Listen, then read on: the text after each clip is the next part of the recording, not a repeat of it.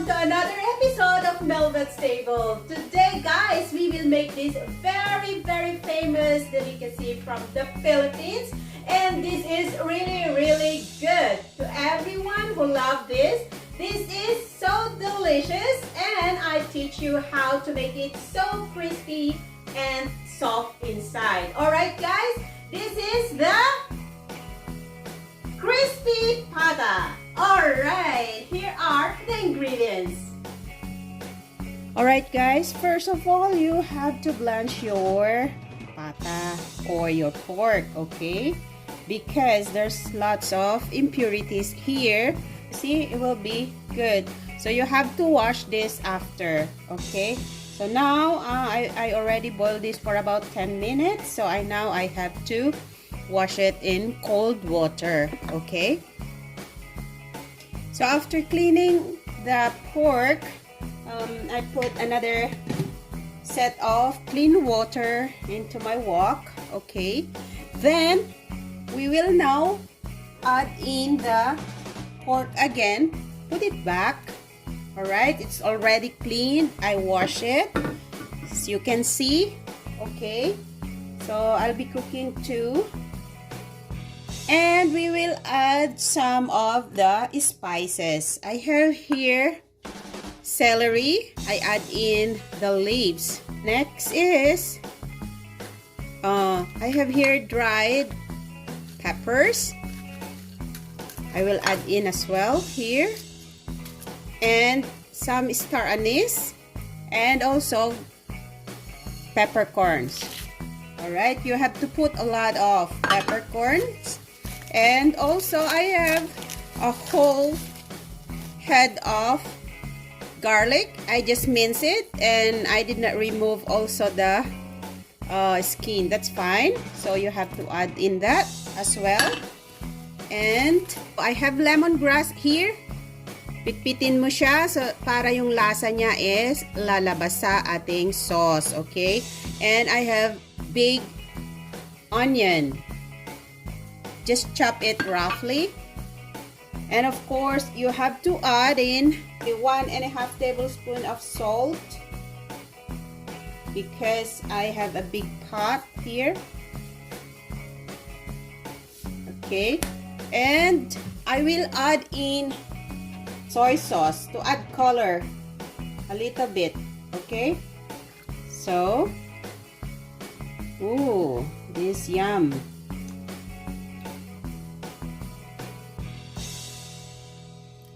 Alright, so that's good. Just have to boil this for about 1.5 hours to 2 hours. Okay, in between medium and low heat. But make sure to check once in a while. Baka maubos yung tubig. After about 2 hours, almost, with the low heat, there, malambot na siya guys. So, tatanggalin na natin dito sa ating pinagpakuluan.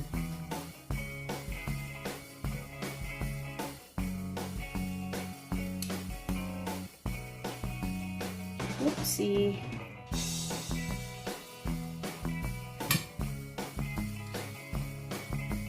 And let's take the other one.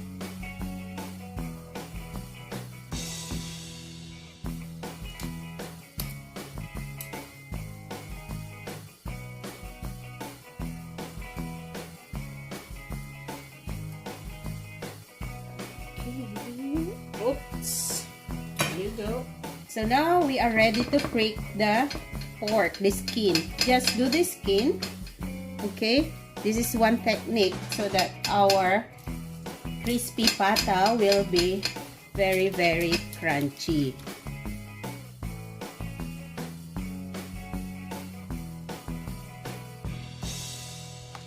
Next, we have to pour vinegar.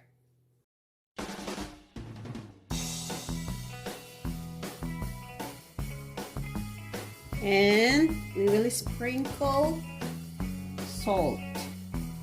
I will be using sea salt.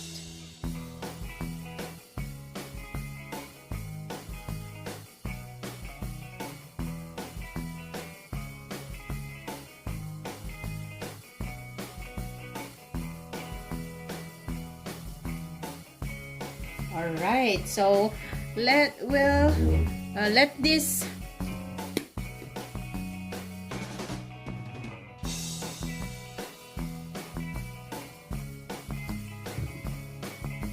all right guys, so this time we will just let it air dry like this. Okay, just air dry it for about 2 to 3 hours.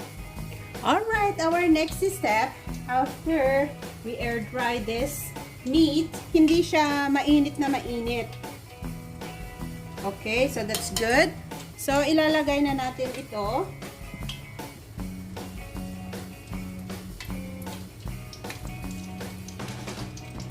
There. And also this one.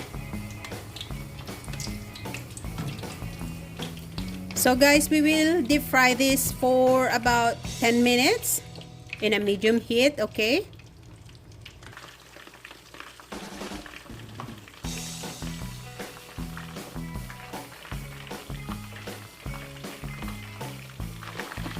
Alright, after 10 minutes, okay, let's take it out.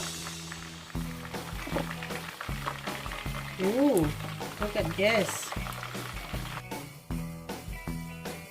And then we will heat the oil into high temperature. So let's put it back into the oil again.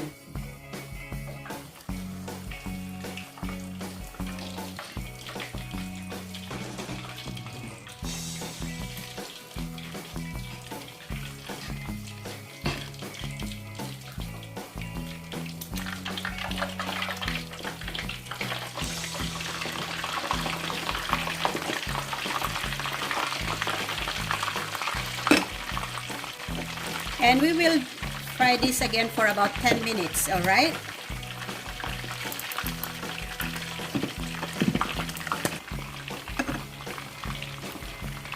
Alright, after another 10 minutes guys, look at this one. It's already like a little crunchy, but we have to take out again from the oil, and we will wait for about 2 minutes before we put it back for the third time, okay?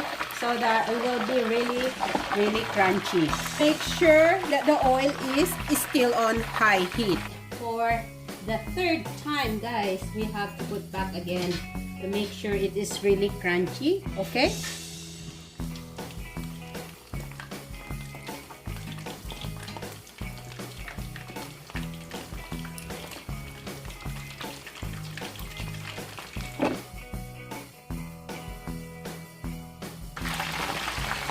Alright guys, after another 5 minutes for the third time, I think this is good enough. See? Now we can just set aside to cool down a bit.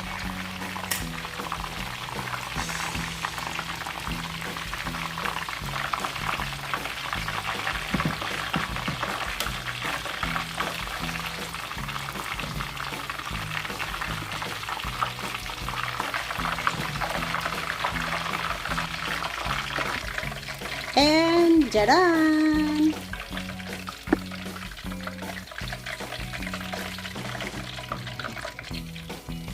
Yan guys, so crunchy, look.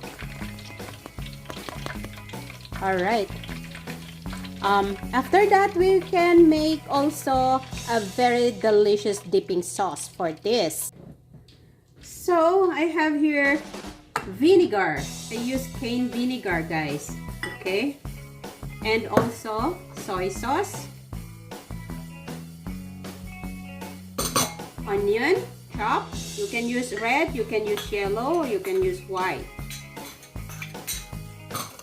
And I have dry and fresh chili kasi masarap ang maanghang.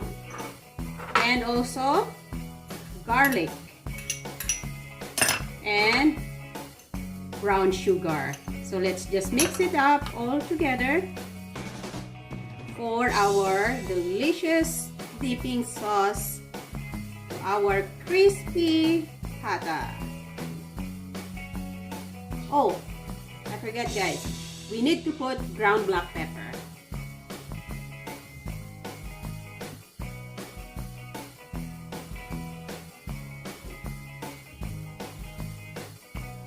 Okay, brown black pepper.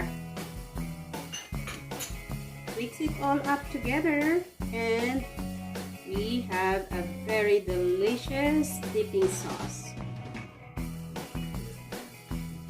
Yes, I have onions.